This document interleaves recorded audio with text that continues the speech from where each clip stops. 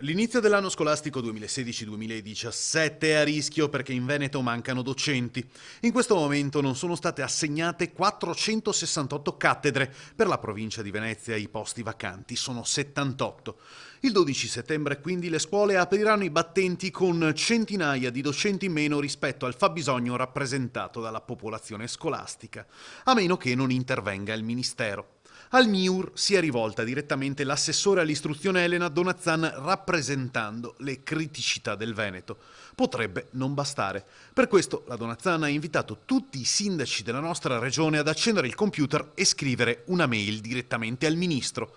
Ho intenzione, precisa l'assessore, di contattare con urgenza i consigli di istituto delle diverse aree del Veneto per spiegare ai genitori quali sono le prospettive per il prossimo anno scolastico, in presenza di 468 professori in meno, e chiederò ai genitori, così come agli amministratori locali, di tempestare di me il Ministero perché riveda il piano di assegnazioni per il buon funzionamento della scuola veneta. Se Roma non riconoscerà 3.131 posti in più rispetto ai 48.099 in organico effettivo nell'anno scolastico 2015-2016, ci saranno molte classi pollaio.